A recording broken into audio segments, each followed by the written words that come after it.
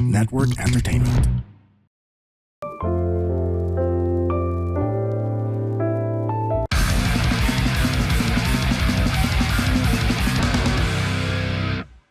Hello guys! Welcome na naman sa isang episode ng Hindi Ka Matutulungan. Side View Edition. Mas maganda yung backgrounds natin. I think mas kita yung purple. Yes. Mas madilim. Kasi ito yung The Dark episode with Andrew and Bernardo. So, bago natin i-start yung mga letters, meron akong bagong segment ngayon. Recurring segment pala. Yung nakaka-inerts. Yun. Alam mo yung nakaka-inerts ngayon, pare? So, may yung mga nag-aaway na PWD, pare. Alam mo yung nakakatawa, men? Kasi minsan may friend ako, sabi niya, ayokong comedian to, tas ayokong pinagtatawanan yung mga PWD, medyo demeaning sa amin eh. Pero ikaw, pag magjo-joke ka tungkol sa PWD, okay lang. Tangina naman ito, pare. Selective naman yung outrage mo, bro. So, ba't ka nagagalit sa mga ibang PWD? Parang Special Olympics lang kayo. Nagsasapakan lang naman kayo. Lahat naman kayo disabled eh. Laki ng problema mo. Why can't we stop comparing yung mga sakit natin? Di ba? Nagsasabihin na ba na may cancer sa may AIDS? Alam mo, swerte ka. Di ba ang pangit nun? O kaya sasabihin na kung kumari may AIDS sa may cancer, alam mo yan? At least pwede ka pa makipag-sex. Ang pangit pakinggan eh. Ilang yung dalawang example mo na. AIDS tsaka cancer lang. Basta, yun yung point ko. Pares kayo may sakit. Make jokes about it. Gatasan niyo yung sakit na to. Kaya meron akong show sa bandang May. January, March, April, May, June. May, June, July, June, May, June, April, May. Sa May. PWD show siya. So, abangan nyo sa comedymanila.ph. Let's start with the letters. Dear King Freak, 1 year na kami ng current GF ko. Let's call her GF. Di pinag-usapan eh. Ang problema, ito na. When I started dating her, I was still with my previous girlfriend. Let's call her X. Kaka-break lang namin ni X last week, meaning pinagsabay ko sila for more than a year and neither of them knew. Ngayon, gusto ko na i-launch si GF sa family and friends as my official girlfriend. Ang issue, alam nilang kaka-break lang namin ni X last week and si X was even at my brother's wedding. A few months ago. So pag tinanong nila si GF, kailan kami nag-start, sasabihin niyang 2025. Paano ko ipapaliwanag ng hindi ko magmumukhang full documentary level villain?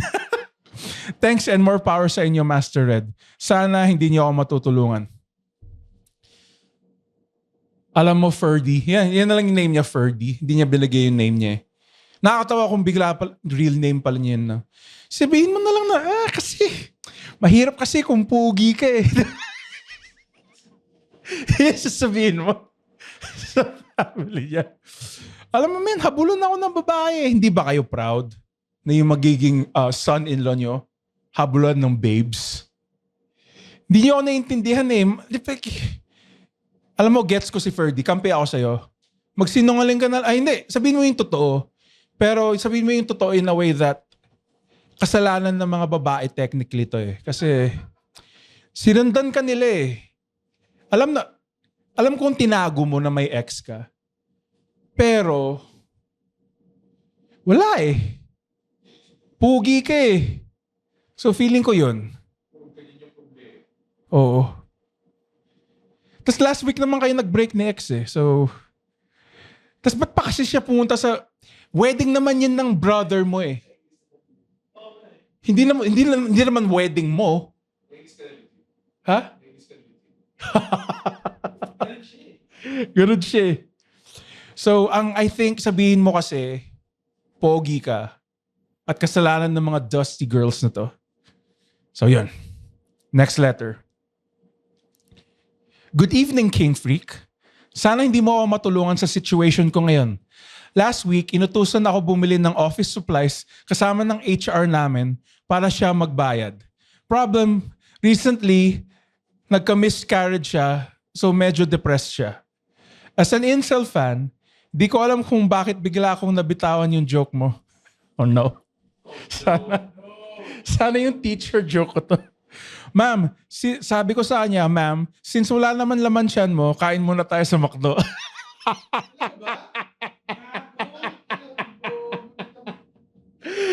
Alam mo, di ko alam kung totoo o hindi. Please lang, sana hindi mo sinabi na yung name ko dito. Okay. After a few seconds, na-realize ko yung kabubuhan ko. Hindi siya nag-react. Diretso lang kami bumalik sa office. Ma'am, buksan ko na po yung pinto para sa'yo. Okay ba yung nasabi ko? Mamaya na lang natin pag-usapan. Sobrang awkward nito. Dapat di mo ginawa. Wait. Tapusin ko muna yung letter. Okay. Sanay kasi ako mag-dark joke sa friends ko.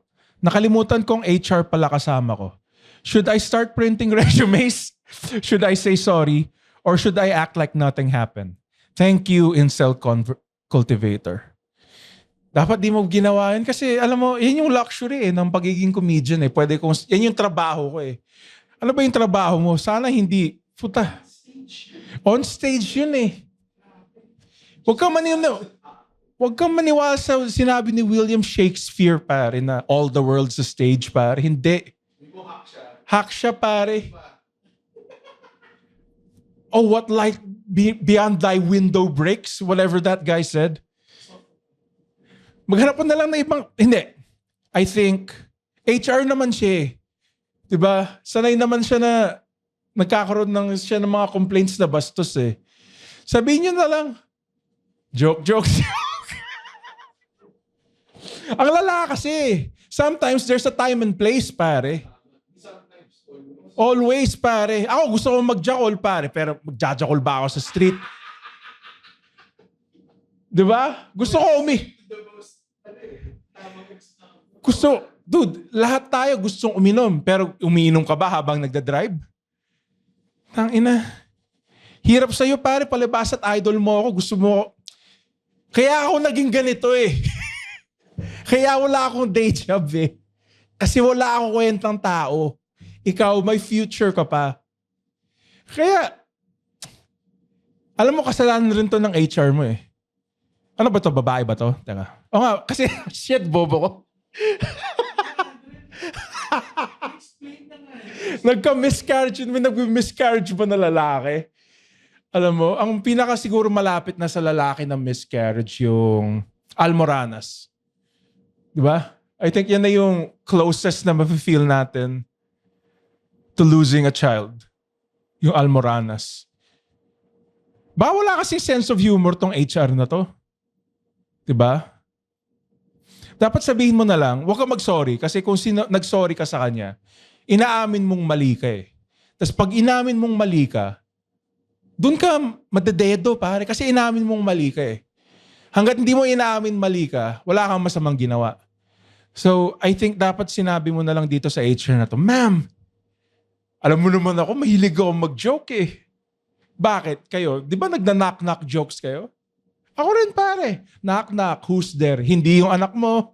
Di ba? Yung igatong mo na. Nandun ka na din eh. Okay. Let me collect my thoughts. Seriously, ang dapat mong gawin, fuck. Hanggat hindi ka pa nasisisante,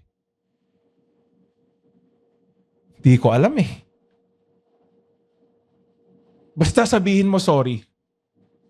Tapos sabihin mo kung nakakatawa sabihin mo sa kanya kung nakakatawa yung joke o hindi. Yun lang. Mag-sorry ka na lang. Tangina nito eh. There's a time and place for everything, pare. Next letter. Good evening. Call me Pogi Pie Lover or Pogi Pie.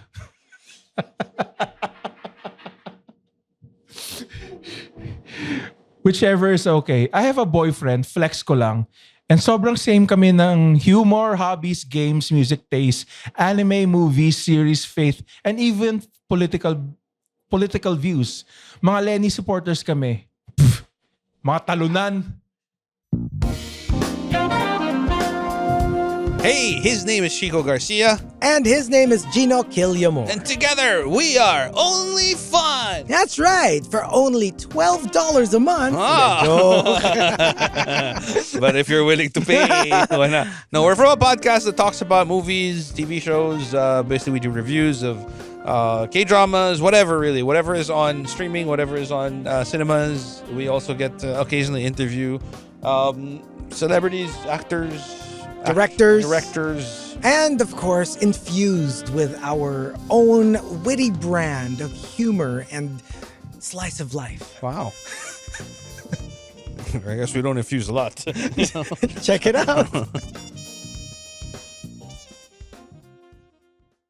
Dapat sinuporta niyo yung sinuporta ko. Si Ping Lacson, pare. Laking Cavite ako eh. So, binoto ko si Pantilo Ping Lacson, pare. Siya rin yung may share ata siya dun sa ice cream, yung piniping. Para kaming pinagbiyak na betlog from the same tite sa sobrang similar namin. Pero here's the catch. Genie Dab siya. Joke lang yun. Haha, Genie Dab. Genie Dab siya.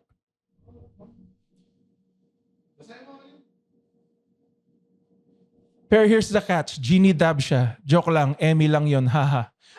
Hindi ko alam. Hindi ko gets. Pero hindi naman yan yung main part ng letter eh. Whatever that means. Genie Dab. Bading? Oh, baka baliktad ng bading. Okay. Genie Dab. Sorry. Tangina, ob-ob. Kala ko parang genie as in genie laki eh. Or genie as in, as in Aladdin. Ob-ob naman. Sorry. Ang totoong catch is, magkaiba kami ng coping mechanisms when problem comes up. Ako yung type na gustong pag-usapan agad para maayos na. Well, siya naman needs time to process first. Sometimes hours or even until the next day. Aware naman kami both dito and we're trying our best to meet halfway. What advice can you give para mag-last long kami despite the difference? Thank you, sir. Thank you so much. Alam mo yung away, okay lang naman eh kung nag-away kayo eh. Basta chupain mo siya pagkatapos. I think yun yung the greatest. Nagnanod lang yung dalawang kasama ko dito. Yes. I think a nice blowjob pare after a fight. Regardless kung sino man yung tama o hindi. So ang catch nitong girl na to kasi, mabilis siyang, gusto niyang pag-usapan agad. I think mas kampi ako kay boylet mo. Kasi sometimes kung pag-uusapan niyo agad yung problema, very raw pa yung emotions niyo eh. Alam mo yan? Sometimes pare, like sinabi to ni mama eh, like nung nag-aaway sila ni papa. Parang nung nag-aaway sila nun, parang hindi niya kilala yung kausap niya eh. Tapos hindi niya rin kilala yung sarili niya. Kasi nagsisigawan na lang sila eh. Hindi nila pinag-uusapan. They're not thinking straight, pare. I think sometimes, pare, you just wanna get angry kasi gusto mo lang talaga magalit eh. Sometimes, dude, gets kita eh. Nakaka-addict magalit eh. Nakaka-addict makapag-away eh. Nakaka-high siya. In the same way, ang dami nagko-comment sa social media, nakikipag-away sa mga trolls, nakaka-high siya.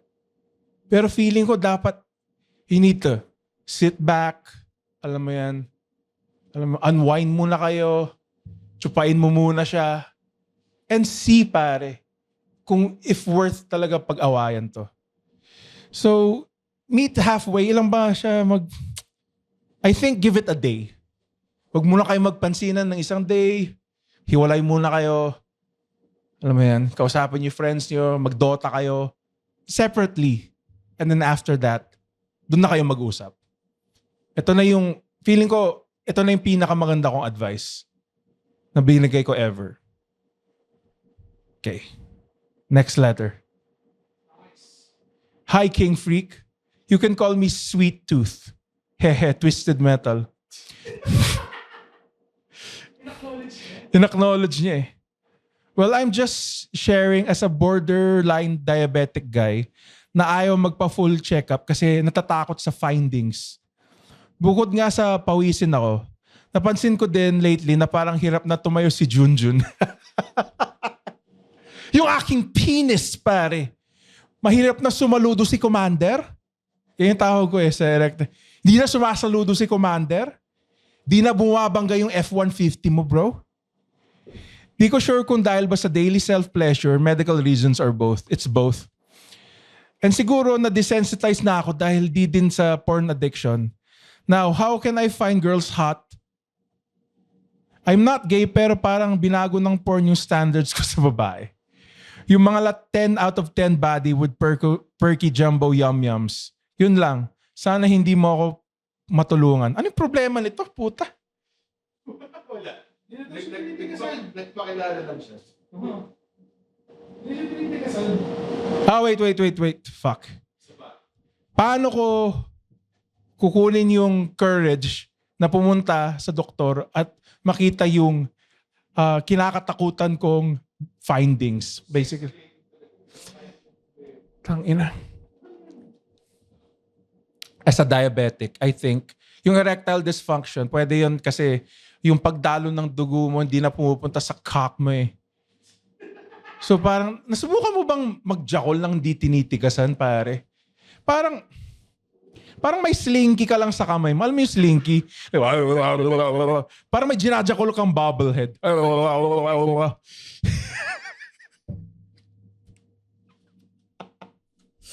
I think kailangan mo magpa-check up kasi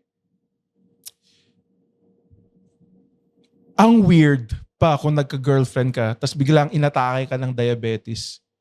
Isipin mo yon, magsisex na kayo, pare, tas hindi sumasaludo si Commander, pare. Ano, kakain ka lang? E dilugi ka. Diba? Tas men, aminin mo na, diabetic ka. Walang pre-diabetic. Feeling ko, in denial ka lang. In denial ka lang sa sarili mo. In denial ka sa sitwasyon mo sa buhay. Kasi ako, dude, aminin ko sa akin ngayon, sa lahat na nanonood niyan, feeling ko nag-hypo na ako eh. Kasi hindi ko na makita kung saan dapat ako titingin eh. Nawawala na ako. Dumidilim na yung paningin ko. Alam mo men, hindi biro magka-diabetes, pare. Kasi palibasat ko sinasabi din na diabetes, hindi na ako makakapag-sugar. Hindi! Lahat may sugar, pare. Yung carbs, meron. Yung beer, meron. Meron yung beer. Dude, alam mo ba? Pati yung putang inang prutas. May tsokolate. Ay, tsokolate. Yung prutas may asukal. Fructose. Yan yung sabi ng doktor ko eh. Lahat ng may toast, you lose your toast. Sabi niya yung glucose, fructose, lactose. Oo. Sabi ko, Doc, ba't ka nagjo-joke ng ganyan? Tapos sabi sa akin, nagpapatawa lang naman. Di mo naman maririnig yun kung inayos mo yung pagkain mo. Tapos medyo, salamat, Doc!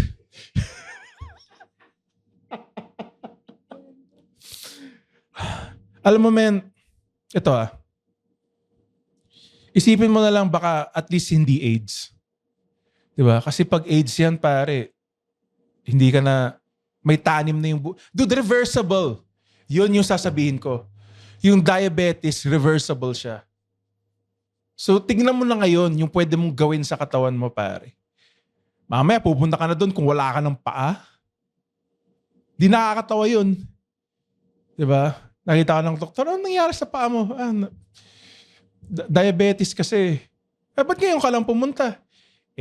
Matigas sa ulo ko eh. Dapat yung warning sign na nga. Di na tinatayo yun si Commander Burat. Si Master Penis. Si General Erection, pare. Hindi na tumatayo. So I might suggest, punta ka na sa doktor para doon na yung start ng self-recovery. Ako nga baka i-check-in ko na yung sarili ko sa rehab eh. Baka next year. Baka next year is the most. Hindi sinabi yung special niya. Sa pagbili niya ng pantalon. Alam mo, ito yung masakit eh. Bili niya ng t-shirt. Kasama kita dito, Sweet Tooth, pare. Sinusuporta ko yung recovery mo. May mga iba dyan, pare. Hirit master eh. Well, thank you so much. Yan lang po yung episode natin for today. Ha? Kailangan ko i-shock you, sir. Inaantok na ako, Red. Oo. Gusto ko to. Huwag mo lang i-pagkalat na napapagod ako. So, punta lang kayo sa great emails pala today. Punta lang kayo sa hindi kita matutulungan 6@gmail.com. Paki-click lang yung link dito and mag-send lang kayo ng letters.